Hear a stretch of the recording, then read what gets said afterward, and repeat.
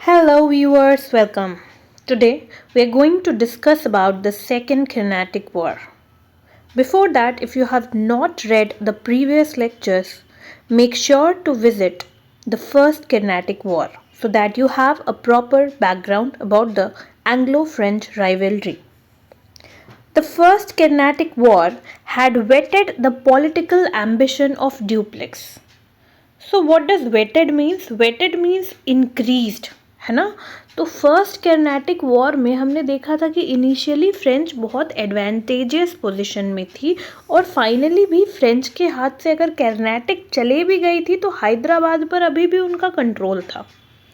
इन scenarios में duplex जो कि फ्रेंच गवर्नर हैं, इनके पॉलिटिकल एम्बिशंस बढ़ जाते हैं और इनको पता है कि ओरिएंटल वॉरफेयर में करना क्या है। ओरिएंटल वॉरफेयर मतलब इंडिया के वॉरफेयर के बारे में इनको अच्छी नॉलेज हो चुकी है। अब ये क्या सोच रहे हैं कि फ्रांस का पॉलिटिकल इन्फ्लुएंस बढ़ा देना है साउथ इंडिया में। और कैसे बढ़ाएंगे? तो इसके लिए इनकी कुंजी है लोकल डायनेस्टी के डिस्प्यूट में क्या करना है, दखल अंदाजी देनी है और इससे इंग्लिश को पीछे कर देना है।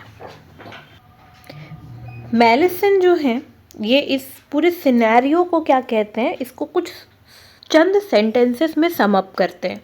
With ambitions aroused, mutual jealousies excited, temptation of increased dominant knocking at their doors, मतलब जब दोनों ही तरफ से एम्बिशंस है, टेम्पटेशन है कि और ज़्यादा जगहों को क्या कर लें, अपने तरफ कर लें, और म्यूचुअल जेलसी है, तो कहाँ से ये यूरोपियंस पीस में रहते?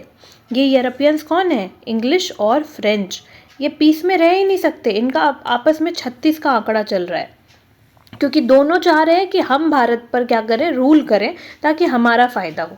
और इसी के लिए दोनों ही लगभग हमेशा क्या कर रहे हैं, एक मौके की तलाश में। और यही मौके की तलाश जो है वो ख़त्म होती है जब वॉर ऑफ सक्सेशन स्टार्ट होता है। कहाँ स्टार्ट होता है? हैदराबाद और कर्नाटक में। अगर हम समझें कि हैदराबाद कहाँ है, कर्नाटक कहाँ, तो if we imagine this to be the Indian map, ठीक है, तो यहाँ पर कहीं इस जगह पर हैदराबाद है एंड हियर इज़ कर्नाटक, ठीक है। So this is Hyderabad, this is Karnataka, और इसके साथ साथ हैदराबाद से ये वाला जो एरिया लगा हुआ है इसी को कहते हैं हम लोग नॉर्दर्न सिरकार्स, ठीक है। तो ये है। और कर्नाटक का ही एक पार्ट क्या है, एक और इम्पॉर्टेंट पार्ट जो हमें जानना है कि कर्नाटक की ही एक ये जो साइड वाले पार्ट है कर्नाटक के, इसको कहते हैं आरकोट। तो this is all about the important things, ठीक है। तो ऊपर यहाँ पर है हैदराबाद, ये है कर्नाटक। कर्नाटक के राइट साइड में क्या है, आरकोट है, ठीक है। और ये वाला जो एरिया है दिस इज़ नॉर्दर्न सिरकार्स। सो यहाँ पर ये हैदराबाद हो गया और ये कर्नाटक हो गया। यहाँ पर क्या होता है, वॉर ऑफ सक्सेशन स्टार्ट होती है, ठीक है। ये क्यों स्टार्ट होती है अगर हम इसको अंडरस्टैंड करें तो निज़ामुल मुल्क या फिर असफ जा, अब ये कौन है, तो ये मुग़ल एम्पायर के क्या हैं, सूबेदार हैं दक्कन में। तो अगर हम लोग बैकग्राउंड जानना चाहें तो हम लोग कुछ ऐसे देख सकते हैं कि मुग़ल एम्पायर है और मुग़ल एम्पायर क्या होता है, 1707 के बाद जब औरंगज़ेब की डेथ होती है तो ये एम्पायर वीक हो जाता है। सो मुग़ल एम्पायर जब औरंगज़ेब के डेथ के बाद 1707 में वीक हो जाएगा तो इससे बहुत सारे सक्सेसर स्टेट्स बनते हैं, जैसा हमने पहले ही बात किया।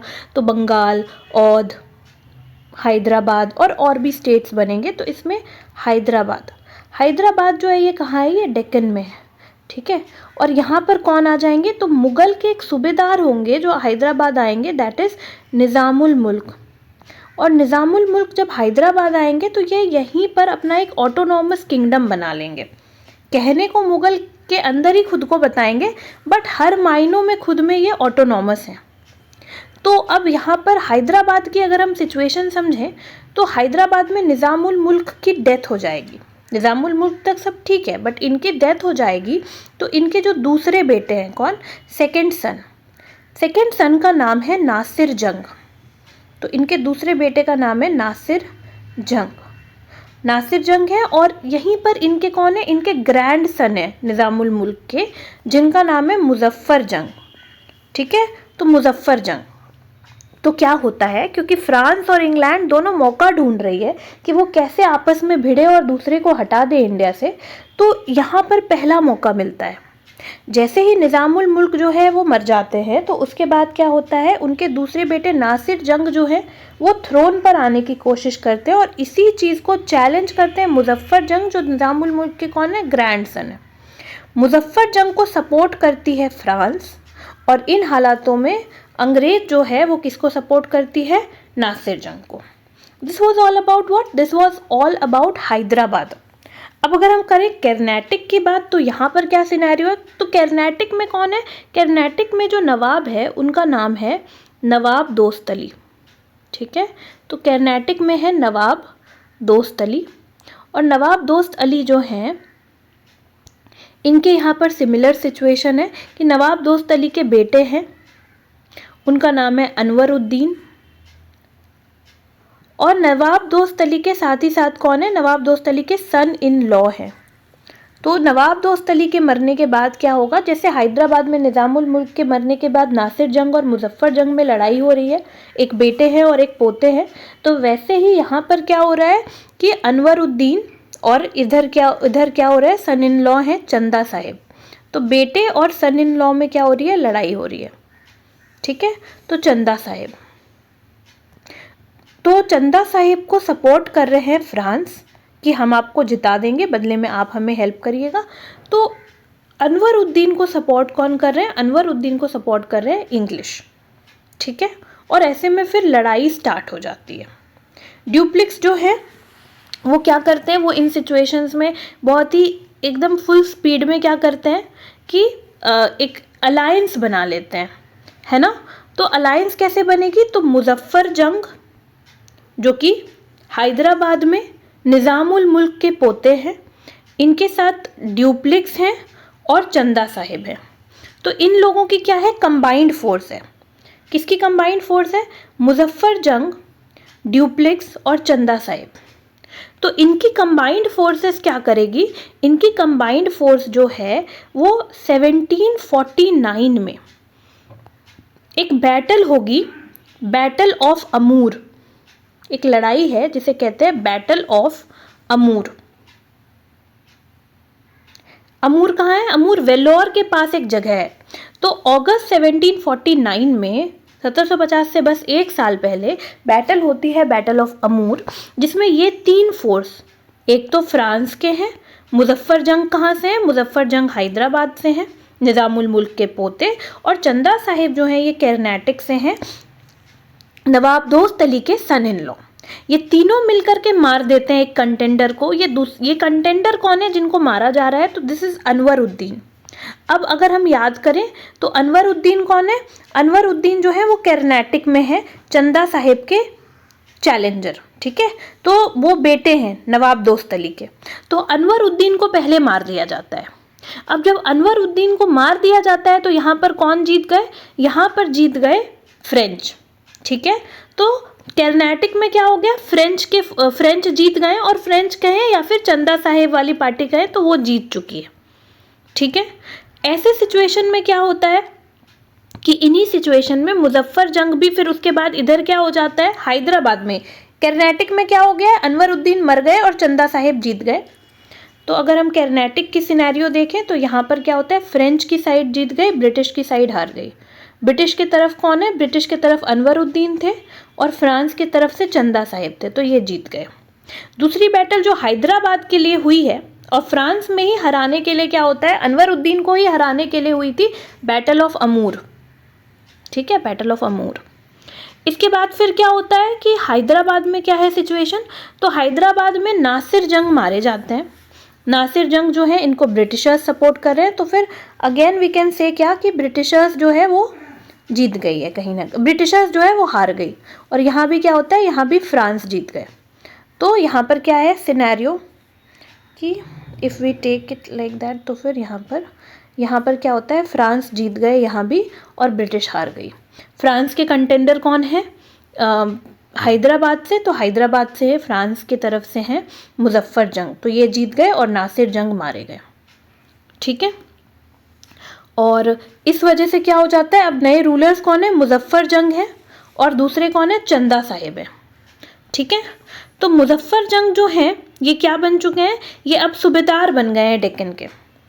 डेक्कन के सूबेदार बन गए मुगल के, है ना, क्योंकि मुजफ्फर जंग से पहले कौन थे, निज़ामुल मुल्क थे, और अब मुजफ्फर जंग बन चुके हैं। तो ये काफ़ी ज़्यादा फायदे देंगे ड्यूप्लिक्स को, है ना। फ्रांस अभी बड़े फायदे में है, तो ये क्या करेंगे, ये ड्यूप्लिक्स को गवर्नर बना देंगे। गवर्नर किस चीज़ का, मुगल टेरिटरी कृष्णा नदी के साउथ में, रिवर कृष्णा के साउथ में जो भी मुगल टेरिटरी है उन सब के कमांडर कौन बन गए, उन सब के कमांडर बन गए ड्यूप्लिक्स। और फिर क्या होगा, निज़ाम जो है वो क्या करेंगे, नए जो निज़ाम है वो सरेंडर कर देंगे नॉर्दर्न सरकार्स भी। हमने पहले ही मैप में कर लिया था कि दिस पार्ट ये हैदराबाद है और हैदराबाद से सटी हुई ये वाली जो पार्ट है दिस इज़ नॉर्दर्न सरकार्स। तो नॉर्दर्न सरकार्स मिल गया, प्लस डेक्कन रिवर कृष्णा के नीचे की जितनी भी टेरिटरी है हैदराबाद की, वो किसको, जैसे ये अगर इंडिया है एंड दिस इज़ हैदराबाद, तो ये नॉर्दर्न सरकार दे दिया गया फ्रांस को, और इसके बाद ये अगर रिवर कृष्णा है तो इसके नीचे की पूरी टेरिटरी भी फ्रांस का गवर्नर किसको बना दिया गया है, ड्यूप्लिक्स को, यानी कि फ्रांस के हाथ में आ चुकी है। ठीक है, और फिर साथ साथ इन्होंने क्या किया है, मुजफ्फर जंग ने एक रिक्वेस्ट भी किया फ्रेंच से कि आप क्या करिए, क्योंकि हमें भी खतरा है, हमें और फिर आगे कोई और अटैक भी कर सकता है। तो ऐसे में ड्यूप्लिक्स का ही फायदा है। तो ड्यूप्लिक्स अपना एक आदमी जिसका नाम है बुसी, तो ऑफिसर बुसी को क्या करेंगे, ड्यूप्लिक्स जो है वो हैदराबाद में स्टेशन कर देंगे एज अ रेसिडेंट। और बुसी के हैदराबाद में रहने से फ़ायदा क्या होगा कि ये फ्रांस के इंटरेस्ट को देखेंगे कि वो सर्व हो रहा है कि नहीं हैदराबाद में। इसके साथ साथ क्या सिनेरियो है, नेक्स्ट क्या है कि इसके साथ साथ चंदा साहिब नवाब बन चुके हैं कर्नाटक के। तो ड्यूप्लिक्स ने किसे सपोर्ट किया था, मुजफ्फर जंग और चंदा साहिब को। चंदा साहिब कर्नाटक के नवाब बन गए, मुजफ्फर जंग हैदराबाद के नवाब बन गए। इनको नॉर्दर्न सरकार्स मिल चुका है फ्रेंच को, कृष्णा के नीचे की गवर्नरशिप मिल गई है ड्यूप्लिक्स को, और एक अपना रेसिडेंट, फ्रेंच रेसिडेंट जो है वो मुजफ्फर जंग के हैदराबाद में वो बैठे हुए हैं और फ्रेंच इंटरेस्ट को प्रोटेक्ट कर रहे हैं। तो लग रहा है कि फ्रांस पूरी जीत रही है ना, सब कुछ फ्रांस के फेवर में हो रहा है। लेकिन यहाँ पर स्टोरी ख़त्म नहीं होती। अभी क्या हुआ, फ्रांस को कहीं ना कहीं एक बैड लक ने भी हरा दिया। सेकेंड बैटल ऑफ कर्नाटक में क्या होता है, सेकेंड कर्नाटक वॉर जो 1749 से 54 में हुई है, इसमें इतने सारे फायदे के बाद अचानक से एक बैड लक आ जाता है। क्या बैड लक आ जाता है कि अनवर उद्दीन, याद करें तो कर्नाटक में कौन थे, कर्नाटक में दो लोग हैं कंटेंडर, दो लोग थे, एक अनवर उद्दीन थे जो बेटे थे और चंदा साहिब थे जो सन इन लॉ थे, किसके, नवाब दोस्त अली के। तो नवाब दोस्त अली के ये सन हैं और ये सन इन लॉ हैं और ये जीत गए और इनको सपोर्ट कर रही थी फ्रांस। अभी क्या होता है, अनवर उद्दीन के एक बेटे हैं जिनका नाम है मोहम्मद अली।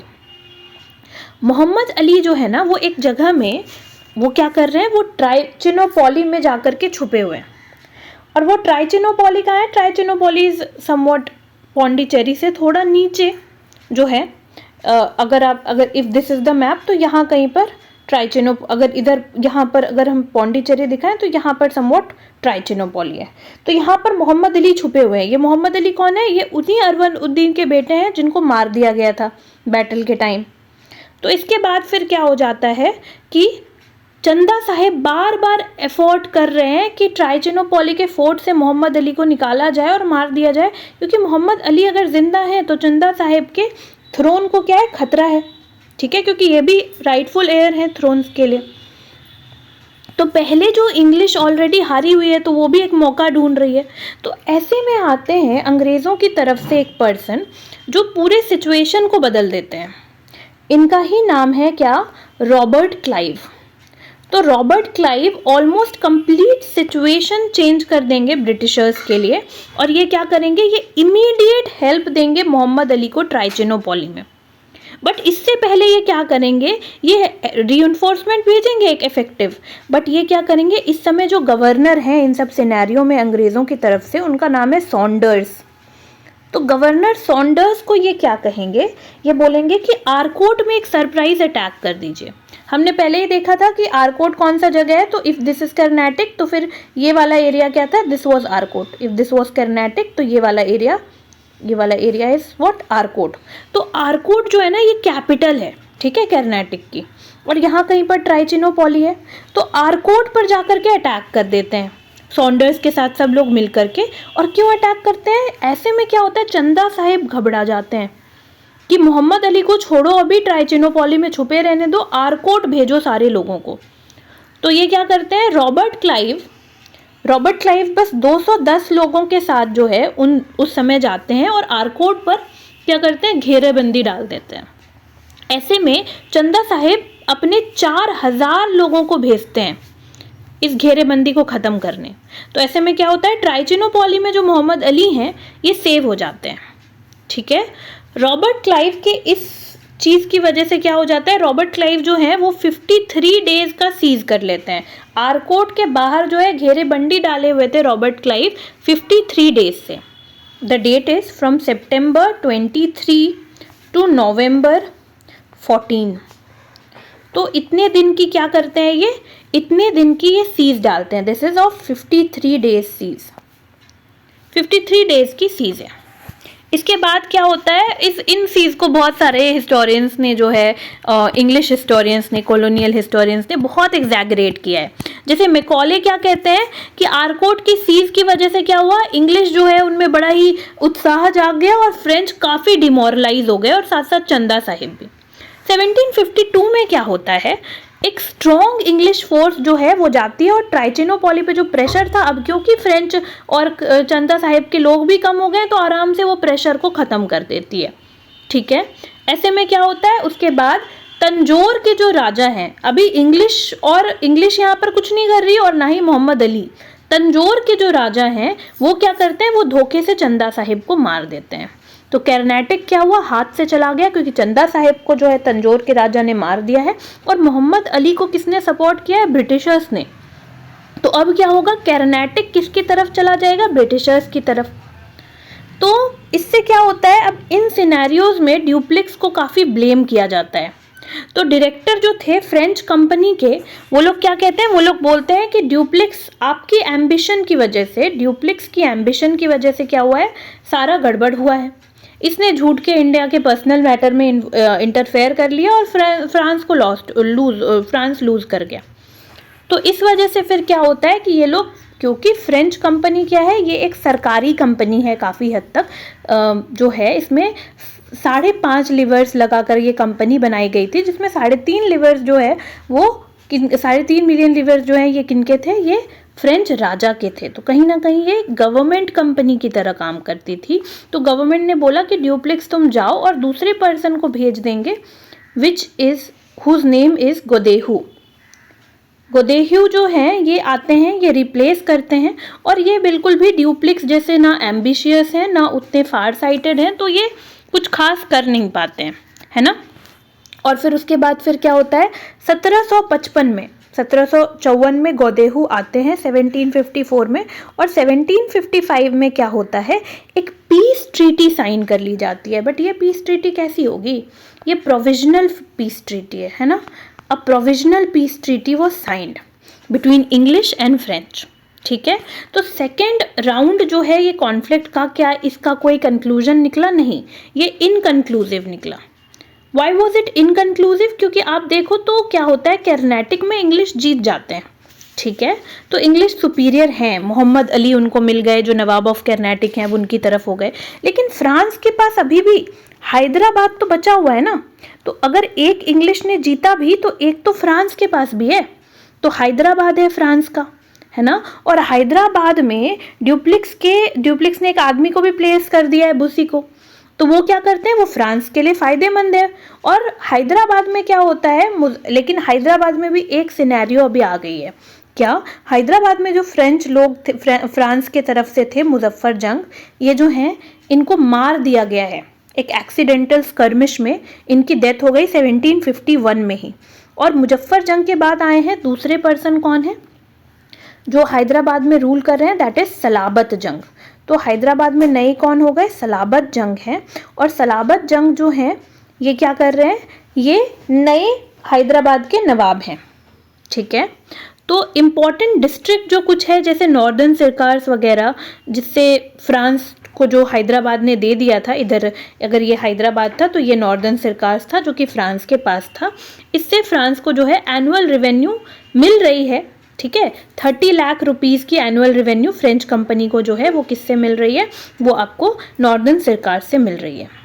तो फ्रांस जो है वो भी एक इम्पॉर्टेंट पोजीशन में है। हाँ, पहले वॉर के टाइम में फ्रांस जो है वो काफ़ी इम्पोर्टेंट पोजीशन पे था, ठीक है, वो ज़्यादा जीत रहा था, उस कंपैरिजन में सेकंड में थोड़ा कम हो गया है ना, बट अभी भी फ्रांस कंप्लीटली ख़त्म नहीं हुआ है, तो इसीलिए अभी इसका कोई कंक्लूजन नहीं निकलता है, तो we will have to move towards the third Carnatic war. So this is all about the second Carnatic War, जो कि from B.L. Grover, it is line by line explanation, so do give it a reading, and after that we'll be going to the third war of Carnatic and then the other topics like क्यों French company हारी, क्योंकि finally जो third war of Carnatic होगी वो conclusive होगी और French company कहीं ना कहीं हार जाएगी, तो विल ऑल्सो डिस्कस कि why French company was at loss and why did the English win. Thank you. For more such videos, stay tuned. Keep watching.